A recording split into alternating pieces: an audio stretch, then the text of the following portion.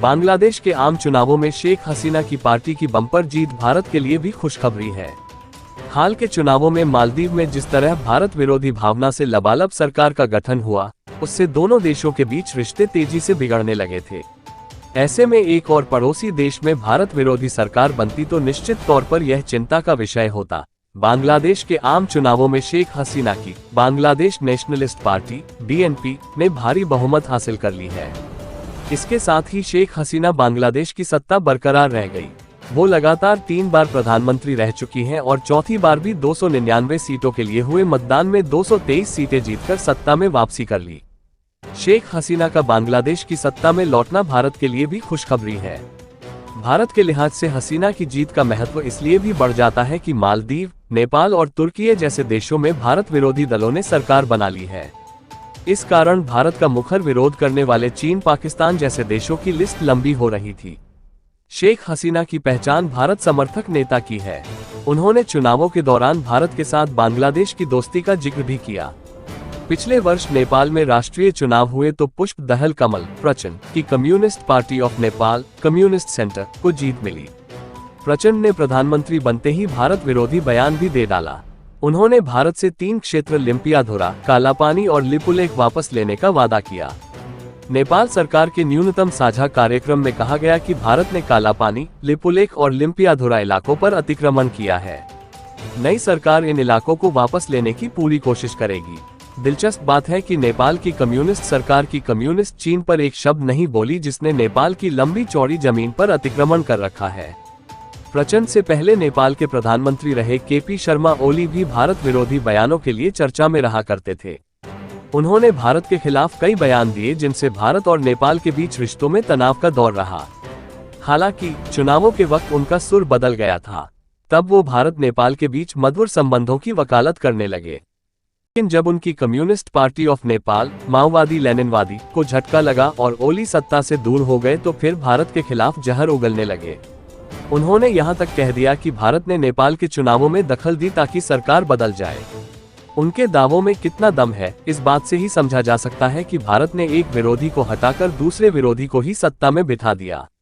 आखिर प्रचंड भी तो भारत विरोधी हैं, तो फिर वो ओली की विदाई और प्रचंड को सत्ता में देखना क्यों चाहेगा। तुर्की यूं तो भारत से दूर है, उसकी सीमा हमसे नहीं मिलती, लेकिन वैश्विक मंचों पर उसकी कारस्तानियां तो भारत को प्रभावित करती है।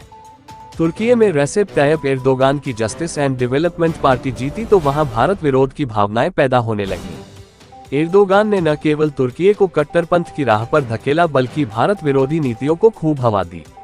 भारत ने 5 अगस्त 2019 को जम्मू कश्मीर से आर्टिकल 370 को निरस्त किया तो एर्दोगन भारत के खिलाफ आग उगलने लगे। उनके नेतृत्व में तुर्की ने भारत को हर अंतर्राष्ट्रीय मंच पर घेरने को कोशिशें की। यह अलग बात है कि तुर्की की चीख चिल्लाहट का भारत पर कोई असर नहीं पड़ा और दुनिया ने चीन पाकिस्तान के साथ तुर्की की रुदाली गैंग को कोई तवज्जो नहीं दिया। पाकिस्तान के समर्थन में तुर्की की गतिविधियों का असर मुस्लिम देशों के संगठन OIC तक सीमित रहा, जो तुर्की के बिना भी पाकिस्तान के हक में ही बातें करता। चीन में एकदलीय शासन व्यवस्था है। वहाँ चीनी कम्युनिस्ट पार्टी CCP का ही शासन रहता है, भले बागडोर किसी के हाथ में हो। पिछले 10 वर्षों से शी जिनपिंग चीन के राष्ट्रपति हैं। उनकी भारत विरोधी मानसिकता के प्रमाणों की कोई कमी नहीं। दशकों बाद भारत और चीन की सेना के बीच हिंसक संघर्ष हुए। 2020 में जिनपिंग के इशारे पर चीनी सेना पीपुल्स लिबरेशन आर्मी PLA ने भारत की सीमा का अतिक्रमण करने की कोशिश की और उसे ऐसा जवाब मिला जिसकी जिनपिंग ने कल्पना नहीं की होगी। जिनपिंग की विस्तारवादी और भारत विरोधी नीतियों का ही असर है कि भारत और चीन की सेना वास्तविक नियंत्रण रेखा LAC पर पिछले 3 साल से आमने सामने खड़ी है। जिनपिंग ने भारत विरोधी नीति को तब आगे बढ़ाया जब नरेंद्र मोदी ने प्रधानमंत्री बनने के बाद उन्हें पूरा सम्मान दिया। PM मोदी के न्योते पर राष्ट्रपति जिनपिंग भारत आए और उनके आवभगत को दुनिया ने देखा। लेकिन वो कहते हैं ना, जिसने कुछ ठान रखी हो उसका मिजाज नहीं बदला जा सकता। कितना भी स्वागत सत्कार हो जाए, जिनपिंग के दिल में भरी भारत विरोधी भावना को भला कोई कैसे निकाल सकता है। पाकिस्तान तो ऐसा पड़ोसी है जो भारत के साथ शाश्वत दुश्मनी के भाव में रहता है। भारत को 1000 जख्म देकर लहूलुहान करो, घास की रोटी खाकर भारत से 1000 साल लड़ेंगे जैसे बयान पाकिस्तान की सेना और वहां के प्रधानमंत्री के स्तर से आ चुके हैं। पाकिस्तान में भारत विरोधी भावना का स्तर इस बात से आंका जा सकता है कि आज वो देश बर्बादी की कगार पर पहुंच चुका है। लेकिन भारत के खिलाफ जहर उगलने में कभी बाज नहीं आता। पाकिस्तान के कार्यवाहक प्रधानमंत्री अनवर उल हक कक्कड़ ने भारत को दुनिया का सबसे पाखंडी देश तक कहा।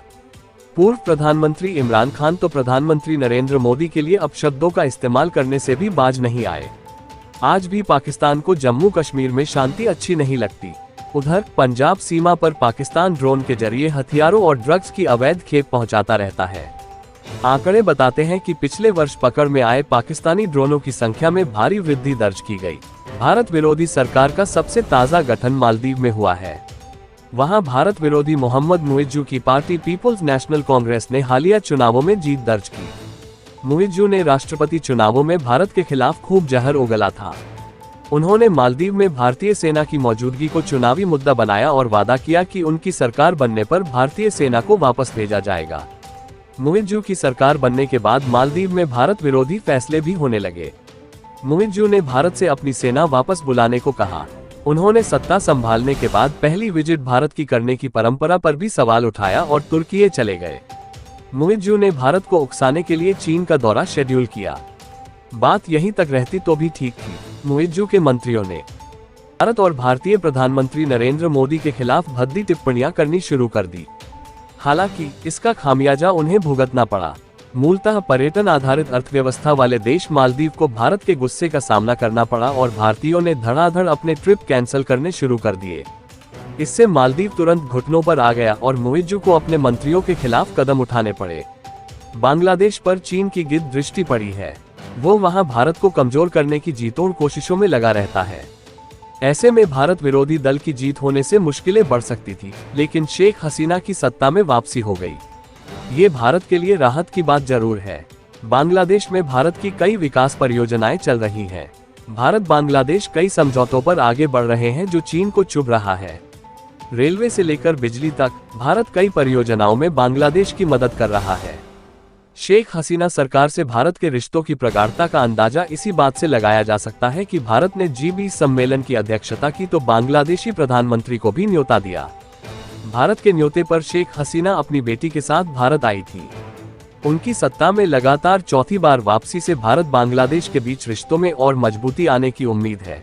दोस्तों, हम आपके लिए देश दुनिया से जुड़ी हुई ऐसे ही खबरें लाते रहते हैं। हमें प्रोत्साहित करने के लिए चैनल सब्सक्राइब करें, लाइक करें और बेल आइकन जरूर दबा लें, जिससे हमारी आने वाला वीडियो का नोटिफिकेशन मिलता रहे। आपका लाइक और सब्सक्राइब ही हमें प्रोत्साहित करता है। तो दोस्तों, मिलते हैं अगले वीडियो में। तब तक के लिए जय हिंद, जय भारत, जय जवान, जय किसान।